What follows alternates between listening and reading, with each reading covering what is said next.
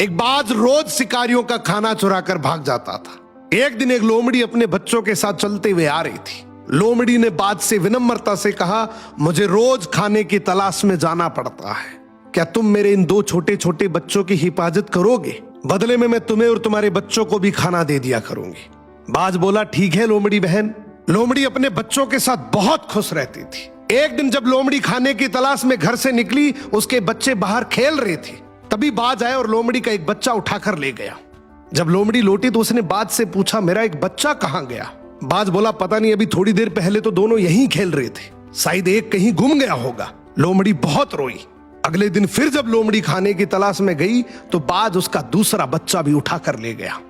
जब लोमड़ी वापस लौटी और दूसरा बच्चा भी नहीं मिला तो वो जोर जोर से रोने लगी और अब उसे यकीन हो गया कि उसके बच्चों को इस बाज ने खाए हैं। वो रोती हुई भगवान से बोली, मैंने तो इसको रक्षक बनाया था, लेकिन यही मेरे बच्चों का भक्षक बन गया। अब मैं तो इस बाज का चाहकर भी कुछ नहीं बिगाड़ सकती। इसके तो पंख है, ये तो उड़ जाएगा। तूने तो इसको पंख दिए हैं, तू इसका हिसाब कर सकता है। अब कुछ समय बाद बाज को खाने की कमी हो गई। वो फिर से जंगल में गया। शिकारियों का खाना आग से उठाकर उड़ गया।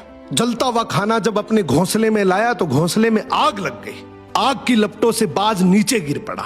तभी लोमड़ी ने दौड़कर बाज को दबोच लिया और अपने बच्चों का बदला ले लिया। इसीलिए कहा जाता है, ऊपर वाले की लाठी में आवाज नहीं होती, कर्म फल भोगना ही पड़ेगा।